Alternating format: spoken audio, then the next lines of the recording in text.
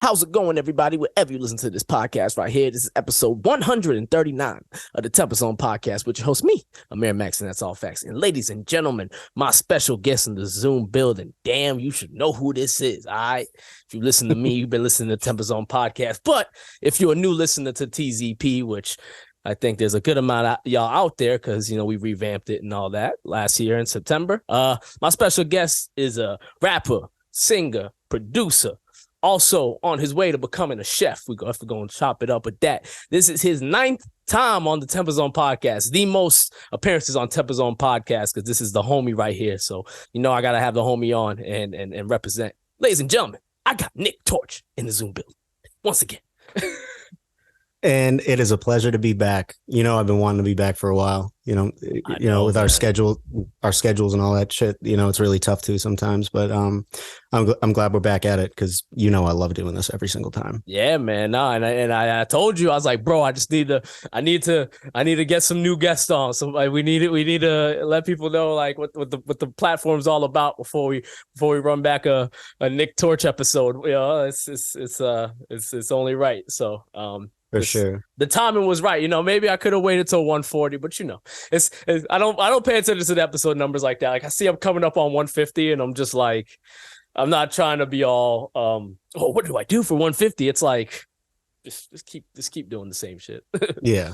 Yeah. It doesn't really matter. If nothing else, have me on as a co-host for whoever you get. Yeah, man. It's so tricky with the podcast because like I would love to do this like meeting up with people and doing it in person, but like to just be 100% honest, it's just not only costs a lot, but it's also logistically like a lot too. You know what I mean? Like we're all busy, we all have shit going on. Like, right. To plan out like a consistent podcast where I'm meeting up with people and to drop Tuesday at 8 a.m. Eastern Standard Time. That'd be too much. So, but in terms of Zoom, we could absolutely co-host the episode and find like the right guest. Yeah. And definitely someone who's definitely down for it.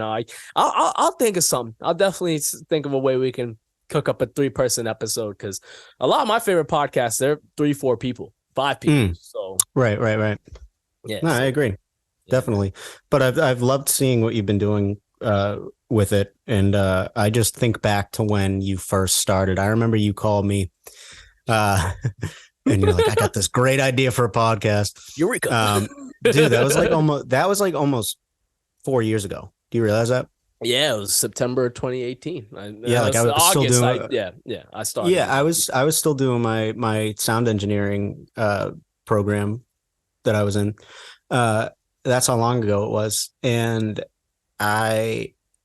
it's just crazy to see how far you've come with it. So I just want to say, like, I'm so proud of you for that, and the consistency with which you've been able to pump out new and exciting content in terms of like your guests and stuff like that. And you keep it, pretty concise in terms of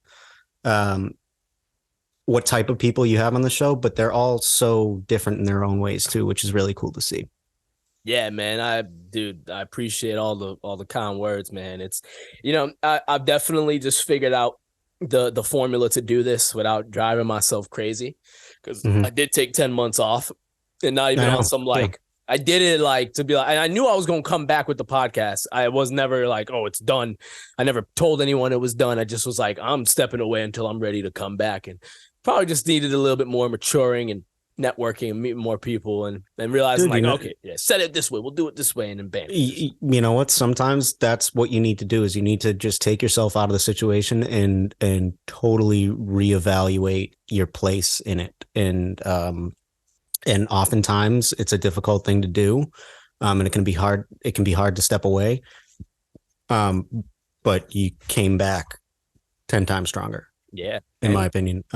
Thank you, man. Thank you. And even with Zoom, I've seen so many people like, oh, like Zoom podcast, like, ooh, like that's such a joke, blah, blah, blah. Like we're not in the pandemic anymore. It's like, dude, like you go ahead and spend all that studio time doing your podcast that you don't even put out consistently. Like let's be real. Like I'm not like throwing shots at anybody or anything, but let's be real now. Like there's not too many people dropping a consistent podcast like I am. No, for sure. I'm gonna flex a little bit. Like I pride myself on consistency and absolutely. And I'm not here to step away for 5 months and come back and drop 3 episodes and step away. Like right. A lot of people do that, and I'm just not none of my favorite podcasts do that. You know? Right. No, and I remember I originally suggested to you, oh, why don't we like meet up in my place like we did for that one. We did like a mid-pandemic podcast episode where we were sitting around a table, and that was great. That was really cool. But like, but like that was before you stepped away and then came back with like a foolproof formula, and now people know what to expect. So you knew you needed to do that, and that's why when I suggested it, you were like, "No, let's just do Zoom." I mean, I'm sure we could have made it work logistically. Yeah.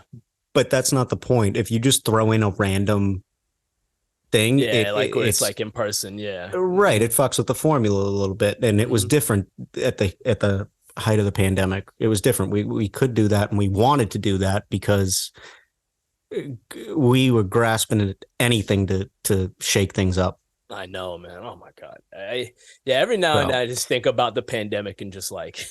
Like, oh, that shit really happened, and then you look at everything that resulted from it. Like, you know, like I stayed far away from doing Zoom interviews before the pandemic, and now the whole setup of this platform is doing it through video call. Now I can have anybody I want on now with ease. Well, that's also the thing too, is it doesn't necessarily just have to restrict you to local people. Exactly.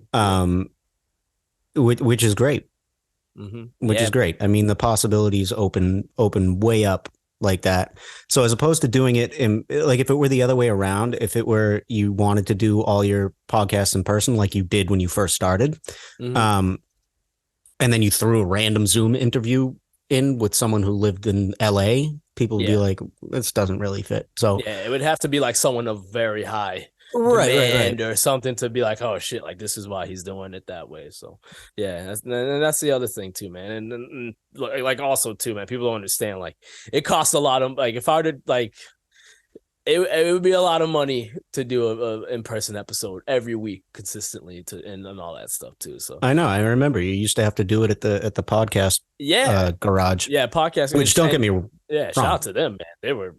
That was great, and great resource. Great resource, and I think anybody should look into there and doing stuff there as well too. But you know, I think I got a little kickback right here. Yeah, well, and see, and that was, as you drink that, I actually was going to mention something about that too. It's been cool to have people on, and they can just smoke during the podcast and drink. Like, you can just can chill and have a good time, you know. And we don't gotta have too many rules with that aspect too. And if the episode goes over an hour, we don't have to worry about someone coming in. And the other thing too, people love, you know, this is a whole nother thing too, is people showing up late or calling off last minute. You know what I mean? Like you book studio time, and now all of a sudden, like, this person can't show up. Like, that's happened to me, like, before the podcast garage. Then I have to call an audible and record a solo episode because I'm like, I'm going to use the studio time. I'm going to make an episode. Of course. Yeah.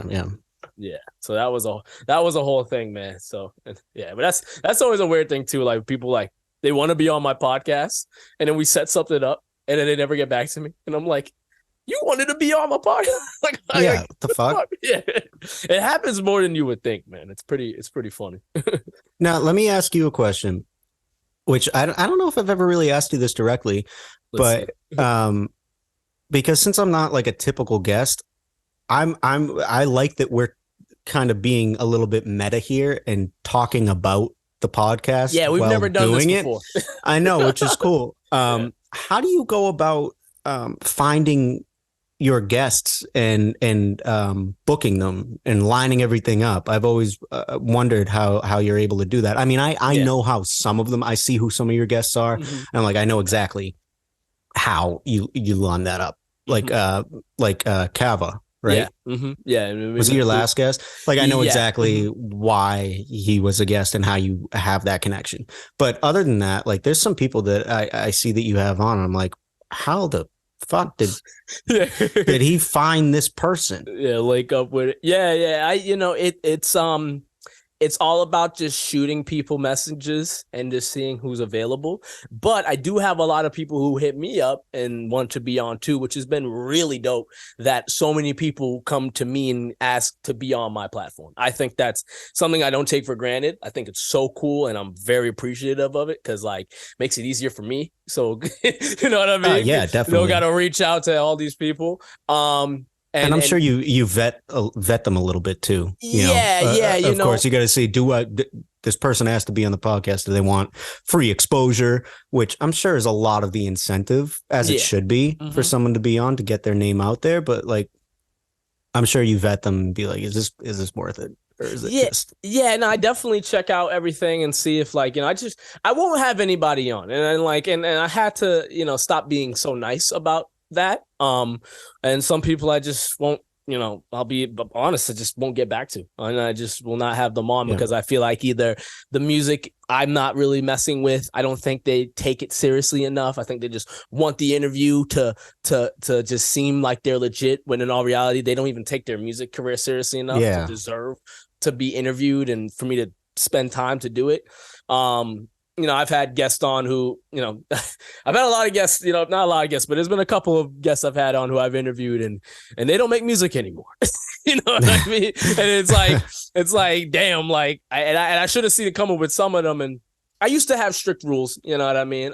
But in terms of booking, like people I reach out to, like, I definitely like want to make sure I get people on who like are outside of the circles that I've met with and try to diversify. You definitely have to be considerate of who you have on and look at everything, the whole totality of it. So yeah, man, it's definitely one of those things, but I don't overthink it. Yeah, but I'm just happy people hit me up and want to be on and stuff like that. So yeah, that's dope. I mean, like that. I mean, that's something that I guess I knew was a thing that people hit you up, and that's how a lot of those things happen. But it's not something that I thought about often.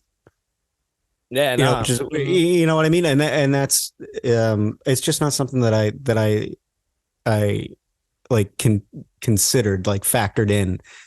Like how I book guests. Yeah, no, it's a process. But like I always also at the same time knew. Mm-hmm. Yeah, it's weird. Like and I try to book ahead too. Like I have my next 3 guests booked. So it helps doing it that way. So that way I can just kind of, I schedule it all out. It's I've learned how to do it right. And what makes it freaking easy as hell is because I do it through Zoom. Like this, it's tough to book studio time exactly when you want it and do it for how long you want it. So doing it this way, I'm able to get who I want and just do it up that way, man. You know what I mean? So yeah, for sure. No, it's really interesting. Yeah, I was really curious about how you went about curating guests and organizing your schedule. So that's really cool. Yeah, no, it's really interesting. No, it's cool. I feel like a lot of people, it's not something that they think about when they watch a podcast or listen to a podcast, is like, how did this meeting happen? Yeah. So I just thought that was cool. No, I'm glad I'm glad I asked about that because that's really interesting. Yeah, one of the unique guests I had on was Ozer. And he's from San Francisco. That was like the first guest I think I had on who wasn't from New England. And I got to utilize the fact that I'm doing it through Zoom to have someone who I've never met before, but I found literally a music on on a Discover Weekly playlist. And I just found him on Instagram. Like, dude, like I messed with your music, and months later I asked him to be on. He wanted to be on, and now we're always in contact now. So it's cool stuff like that I can pull off that I want to try to do more with, but I just, it can be, you can overthink booking people, but it's, I'm sure also can be a process that you can just try to make simple too. So yeah, man. But with, bringing back the podcast too, man, it just, let me learn, like, stepping away from things is good. And I think like with us, we weren't doing too much music, and then, we did, make the Quarter Life. We made Quarter Life. I feel like that right there was that showed like us, like, coming to like of age and older enough to do something like that. That's just a prime example of not rushing things and doing things when the time's right. Yeah, and to embrace the passion when it comes unadulterated and not forced. Like we totally that absolutely was our coming of age. the fact that we have been talking about doing a collaboration EP since we fucking met in high school, like over like about 12 years ago. And so I just think everything fell into place both artistically and it was absolutely reflective of the place we were at in life, which was, 25 going on 26. And it was just everything came so fluidly, both musically, lyrically, collaboratively, creatively. Everything about that project was correct. Yeah. Like, and it was very cathartic to make that when we did.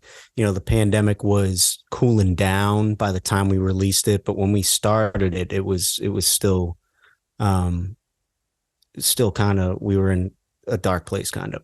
And I was at a point in my life where I felt stuck, and you being one of my best friends, and having always made music with you helped me feel unstuck to work on that project. Like it was very invigorating and very visceral, and the fact that it was a collaboration project had a lot to do with that. And a collaboration project with one of my best friends at that is like, you're going to get good art as a result, and you're going to get good music because of that.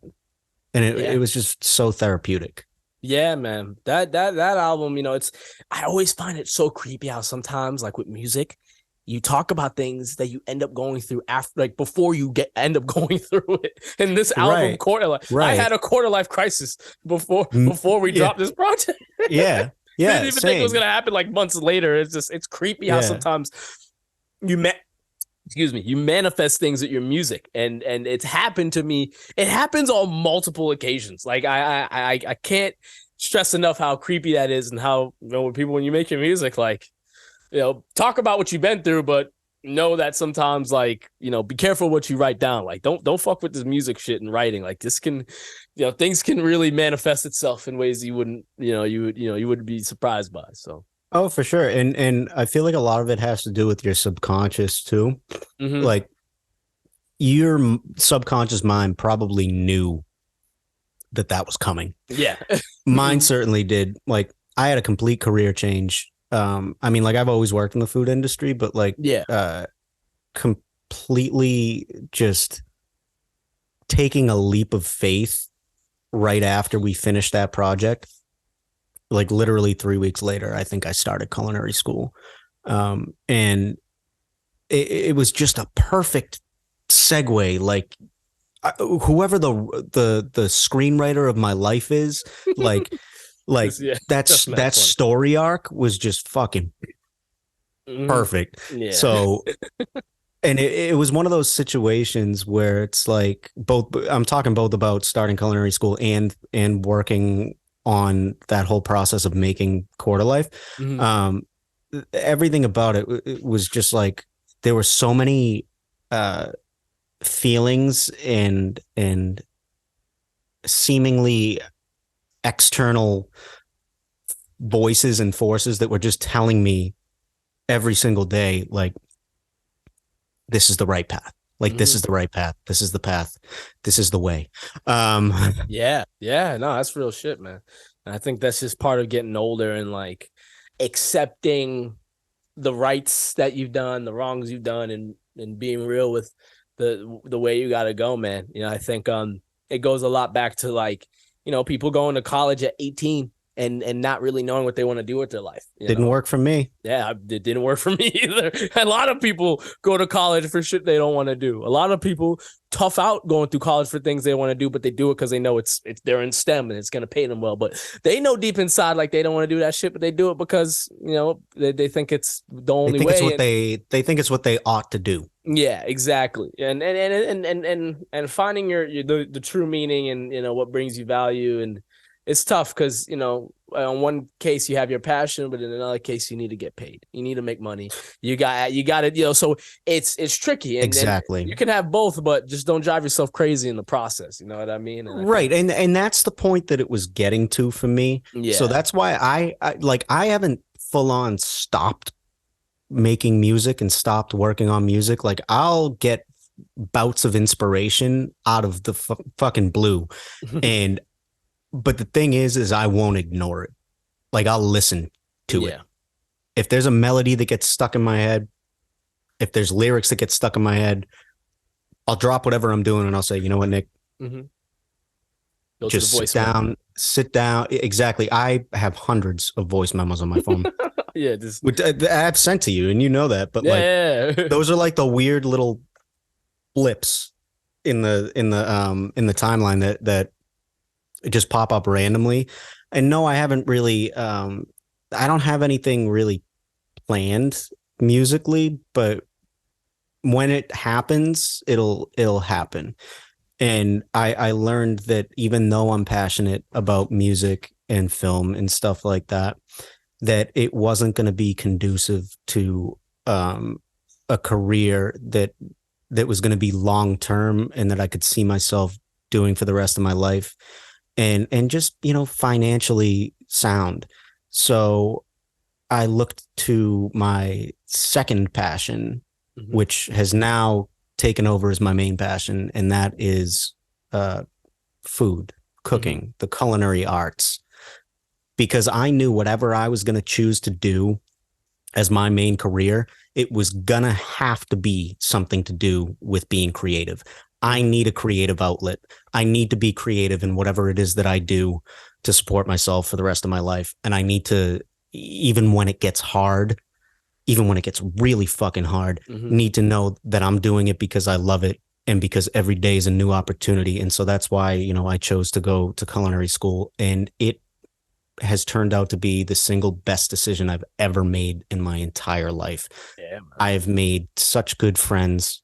There's so much love in that school amongst my classmates and my chef instructors. And I just I get emotional thinking about it because I'm about to finish next week. And it's just like, but the thing is that separates the mode of creativity with being a chef versus being a musician is that although you make a song and craft it and build it from the ground up and really put your soul into it, and then you release it, people consume it, you know, by listening to it, by watching it. And it has return value. You know, it's the same therapeutic process of being creative, and the same, you know, feedback that you get. But the thing is that I've found that was why I was stuck, was because with the music, it's like I make a song, I release it, and that's the way that it exists forever. It exists in that form, which is fine, but like, it's not going to make me money. It's not going to make a career for me. So with the whole culinary angle, it's like every day is a new opportunity to be creative and to learn and to push boundaries. And I've really learned that over the last year of my education. And I just every single day is something new and exciting. And the thing is, with this type of art, people literally consume it. Yeah. It's going to their bodies and it's filling them up. They need that. Like you might not really need music, but you need food. You need food, and you can do it in an artful way, in a creative way. So to me, that checked the box that I didn't know I was looking for this whole time. I was looking for, I was searching for something that I knew was missing, but I didn't know what that thing was. And I found it. And the past year has just really been an emotional and transformative journey for me. Yeah, bro. It's been dope to see you sending us all the shit you're cooking and all the fancy stuff. And me wondering like, what the hell am I looking at? That look fire, and we all kind of, My name's Chef. yeah, My name's Chef. the shirt. Oh, I love that you have the shirt, man. That's perfect. I That's had perfect. Yeah, no, it's only right. But yeah, man, I feel like you stepping into culinary school, you becoming a chef, you're feeding your needs of the creativity, and there's so much tied into that. You make music, you want people to like it. You make food, you want people to like it. Want It's people to something you like it. create. It's something you created. It's something that's coming from your soul. When you cook, people say it's you cooked it with love. When you make music, you make it with love. You make it with passion. Like there's so many Exactly. parallels between cooking and music, and people that people would have a hard time. I mean, you shouldn't have a hard time Right. seeing the similarities, but they it's pretty similar. When you look at the how alike they both are. It's The modus operandi of it. Mhm. The mode of operation of it Yeah. is fundamentally kind of the same. Mm-hmm. Yeah. Like it's the same process in a way, although I'll spend 6 months working on one song and still have shit to say to myself about it. About I should have done this, I should have mixed it this way, I should have done that, blah blah blah blah blah. Mm-hmm. Side note, didn't feel that way about Quarter Life. Yeah. That was great. That's when that was everything it was supposed to be, and it was great. But with this whole this new career as a chef that I have ahead of me, it's every day could be something different. And the thing is me being such an anxious and self-aware and inside my own head type of person, like I almost need that gratification a little bit quicker. And the best way to do that is cook a dope ass meal, have people love it, be proud of myself and my ability, and bring joy to people. And I can do that in different ways every single day, as opposed to having to work on, one thing for several months. And once it's done, that's it. Yeah. And again, there's nothing wrong with that, because I still do that when it comes to music and stuff. And I don't know, for me, I needed to embrace what I couldn't ignore. And I could no longer ignore that everything in me was telling me to follow this path. And I am so glad that I did. And everyone around me is so glad that I did. None of my family has ever been more interested in my life than they are now, because I cook for the holidays. All my cousins, the ones that I'm not even that close with, were all like, I can't wait to see what you're going to cook for Christmas. Yeah. And like, it felt weird for like the first time in my life. Like everyone knew I was a creative person and an artistic person, but for the first time ever, people were like so excited and like to learn about what I did in culinary school this week. Like it's just a different feeling, and everything around me was telling me that it was right, and it still is. Yeah. Oh yeah, absolutely, bro. You gotta hear that calling and just run to that shit, bro, by any means. And I think sometimes people are afraid to take that leap, but sometimes you gotta do what you gotta do, and it can set you back for a little bit, but you're set back to move forward for the rest of your life. You know what I mean? And that's what it was. Yeah. And it's straight up, man.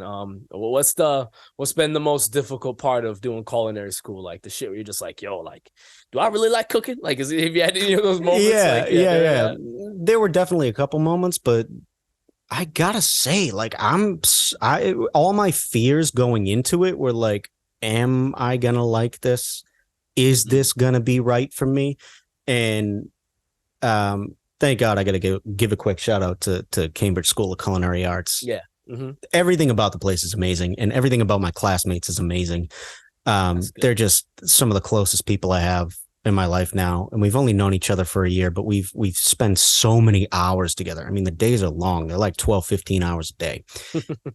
And so like I see myself in these people, both my classmates and my instructors, and the mutual passion for what we do, and the mutual feeling of wanting to just keep pushing the boundaries and just keep going upward as far as we can, in terms of how we can make the best food possible. The support and the love has just been overwhelming. And yeah, I don't know. There were definitely some days in school, Yeah. especially when we were doing like classical intensive French, where I'm just like, I'm never gonna fucking do this again in my life. Yeah. This is the most involved, over the top, bougie bullshit I've ever done in my life.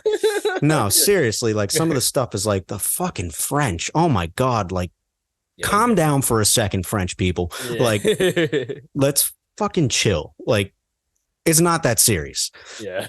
But looking back, I'm like, I'm glad I had that experience to know what I didn't want to do as a chef.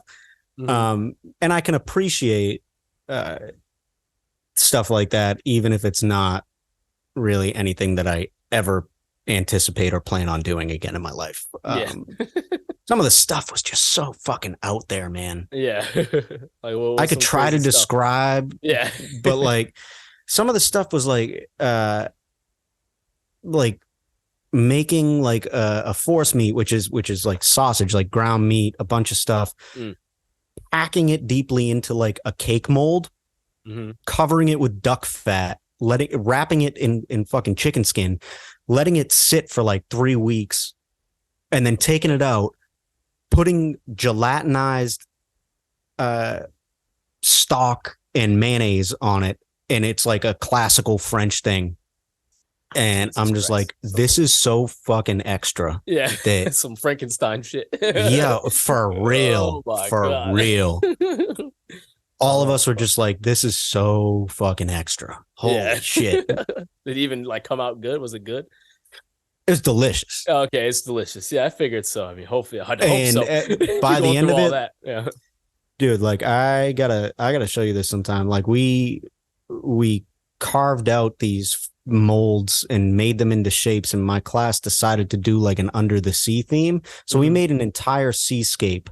I made a lighthouse out of eggplant skins, pepper skins, like all this random shit that you would never know what it is if you looked at it. And it was a really cool artistic opportunity. But Yeah. like it's some of the shit was just so out there that I'm Yeah. just It's like like, what? I'm glad we did it, but like Yeah. Like, let's focus on shit that I'm actually gonna do. yeah, right. Yeah. It's like it's just such.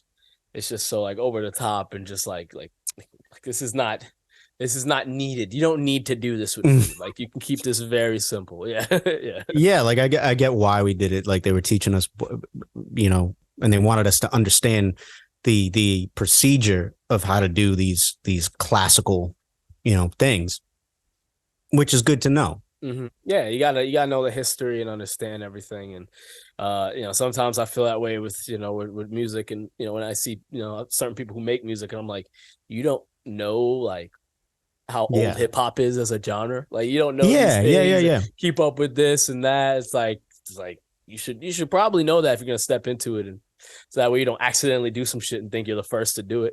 Right. And that's what I'm so glad you said that, because Yeah. all I've done since I started this culinary journey is draw parallels between what I already knew, which is Hmm. being a creative and artistic person through music and through film and stuff like that.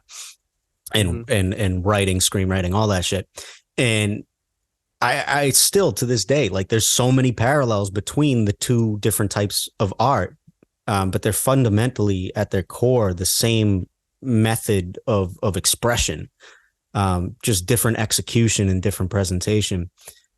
So I don't know, it's just so interesting to think about, Yeah, man. because it's like, it's so interesting that you said that about the music. It's like, yeah, when you're like, oh my God, you don't know what classic hip hop should be like, what classic rock should be like. You Hmm. don't know about classical, like Baroque Yeah. orchestral music. Hmm.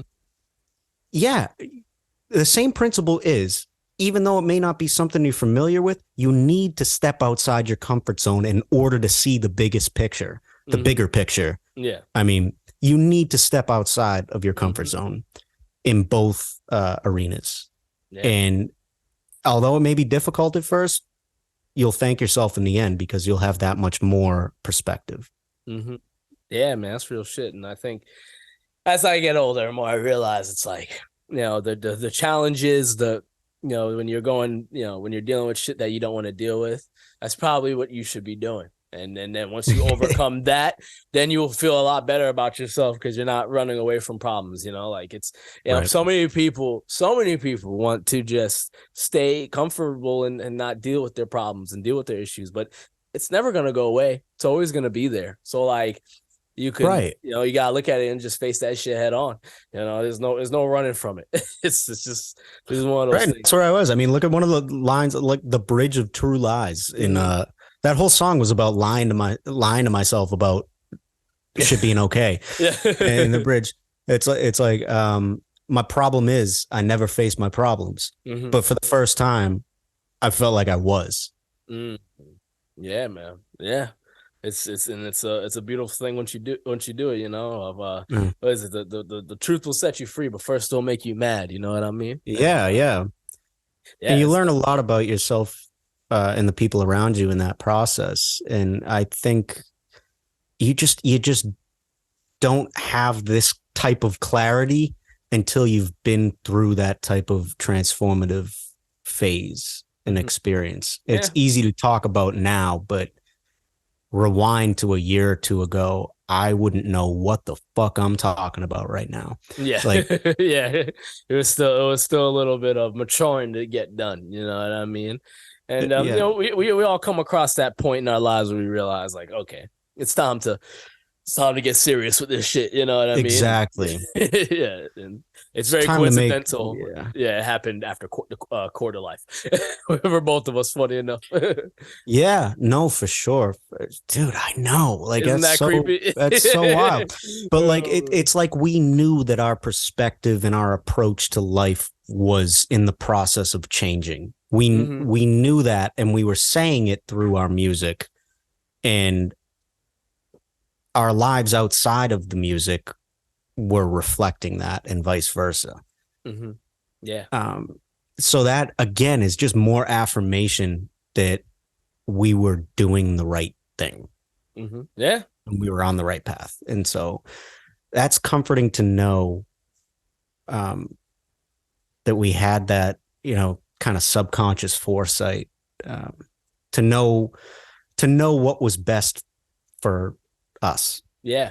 Yeah, straight up, man. It's always something that fascinates me with the music and just your thoughts being things and all that stuff, man. I've always been a true believer of that, so I always just keep mindful of how I'm feeling and what I'm thinking and the type of music I create and put out and all that stuff. You know what I mean? It's just one of those things, man. But in terms of just like with the music and you transitioning into your life with becoming a chef.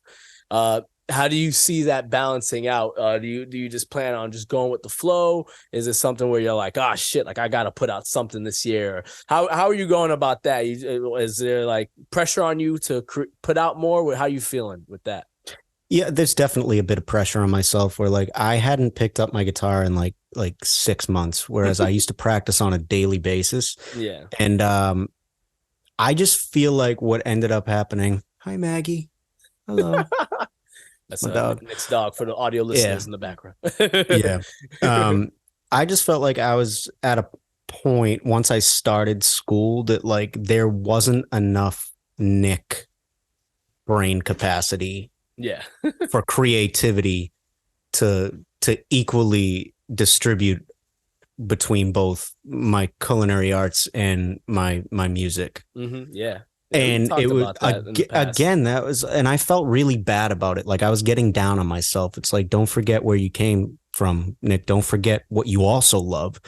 But at the same time, with each day that passed over the last year with culinary school and everything I've done, chef wise adjacent, it's like, it just became more and more apparent to me that I was correct in allotting that amount of creativity to something that was going to be more conducive to a future and more conducive to a successful career. Yeah. And then that regret about not spending enough time on the audio and visual arts side of me, it kind of began to fade. Because I just kept being told by everything around me that what I was doing was right. And so that I still, like I'm a huge fan of music, and I always will be.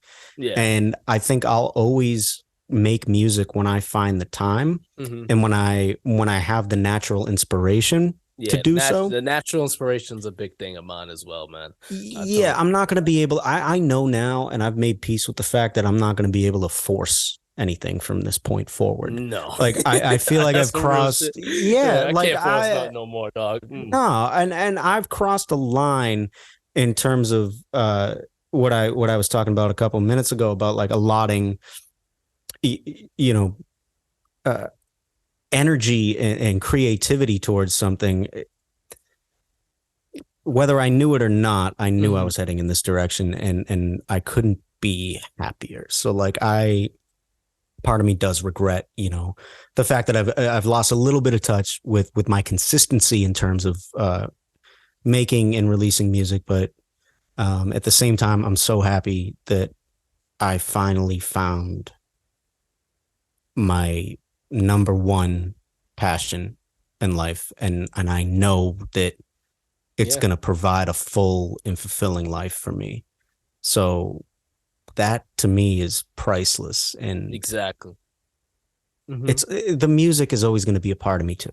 But of course, yeah. I mean, and then there's like, when I'm hearing it, it's just like that's what it's got to be, man. It's like I don't think forcing music is anything you want to do, anything you want to mess with. Like when the song comes to you, when the creative juices are flowing, ride that shit till the wheels fall off. You know what I mean? And I do. But, yeah, exactly. And it's like something with Quarter Life. It was something that we were just both like, oh shit, like there's the creative opportunity. Let's both just hold on to it, and bam, we have 5 songs now. You know what I mean? It's like buckle up, motherfucker. We're doing this. Yeah. Like I can't tell you the last time I made something and forced it, bro.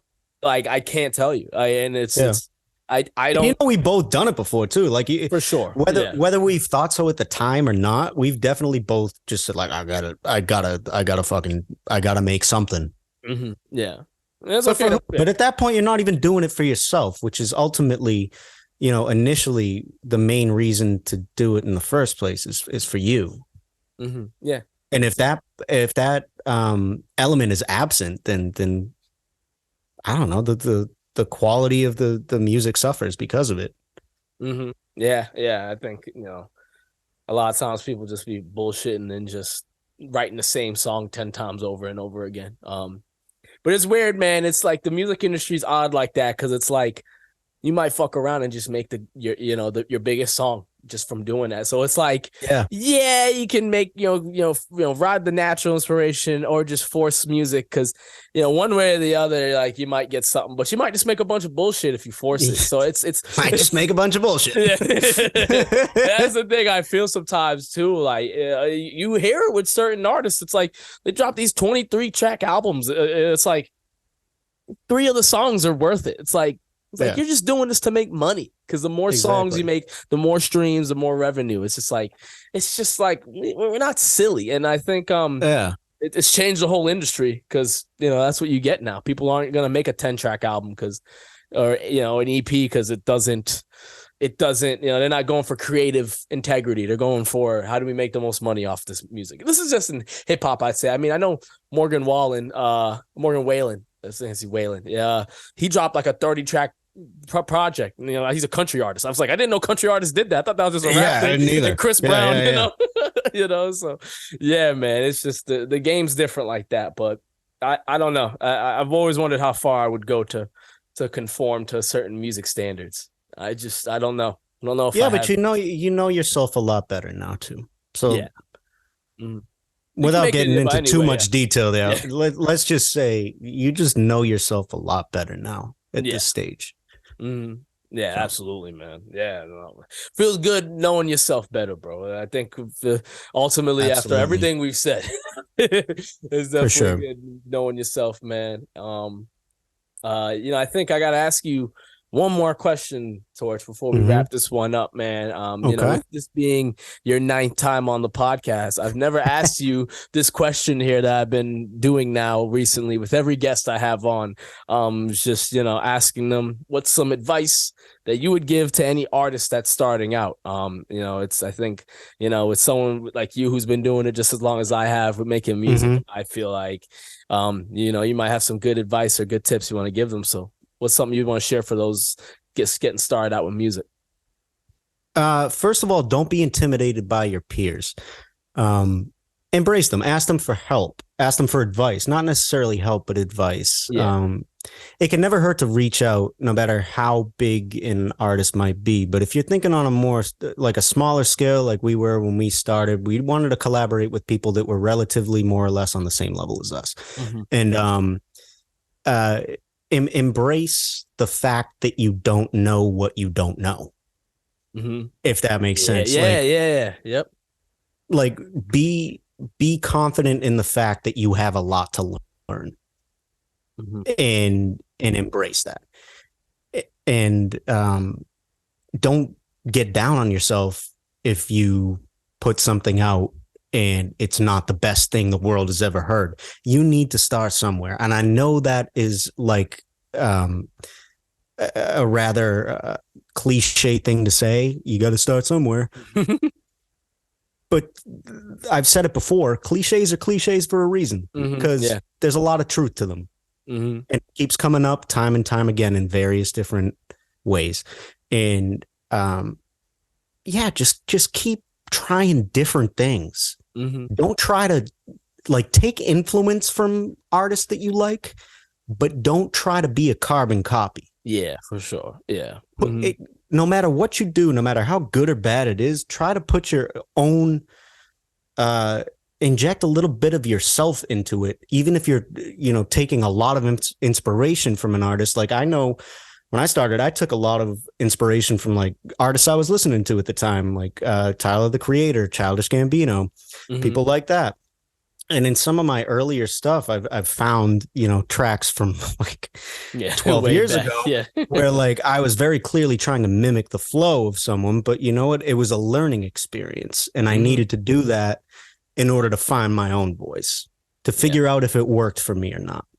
Some of it did, some of it didn't. And I found my own creative voice that way. So don't get discouraged so easily. Try not to. I know it's easy to say. But like, just try not to get discouraged too easily. And don't ignore resources that are there. That are all around you. Don't ignore advice. And number one, most of all, don't be afraid or off put by or upset by constructive criticism. Don't see it as this person's a hater. If someone's trying to give you constructive criticism, internalize that and tell yourself, okay, if more than one person is saying this, then there must be some truth to it. So this is something we need to work on. If you can't handle constructive criticism, this is not the industry. This is not for you. Not for you. Don't step into this. Go do anything else. Don't step into entertainment and not be able to take constructive criticism. Hey, man, I like your song. I just think the intro is a little drags on a little too long. What would you say? Really? It's like, oh, you just don't understand what I was going for. It's like, dude, like, take the criticism. Doesn't mean that one person learn from it. Yeah, and it doesn't make your song all around sucks. Like it's just one thing from one person. It's. I've seen that happen too much, and I nipped that in the bud with myself a long time ago, and I know you did too. Absolutely. It's a way to keep yourself humble, and it's a way to ensure that you're always actively trying to be the best that you can be. Is to know that you're not. It's not a bad thing. It's all good things. So bro, take from it and learn how to move with it, man. That's real shit, man. Nick Torch, thank you once again for running it back on TZP, dog. This has been another really informative, dope, packed episode right here, dog. My pleasure. I mean, thank you again for having me on. Yeah, man. Nah, we'll definitely have to hit it for the 10th time sometime soon, man. When it makes the most sense, you know what I mean? 150. Yeah, we've been out to run it up for 150, man. We'll give it 10 weeks. All right. Oh I man, can do that. hell yeah. Where can the people reach you? Follow you? Where can they find all that stuff? Instagram, Torch96, YouTube, Nick Torch. We actually got a new music video from one of our live performances that we did recently up there. So if you just Google Nick Torch, Amir Max, you'll find us. Yes, it's pretty easy. Yeah, it's all right there. Y'all heard it, man. Y'all heard it. Ladies and gentlemen, thank you very much for tuning into another episode of the TempahZone podcast. Make sure you tune in next week for another episode. All right? Peace out. Peace.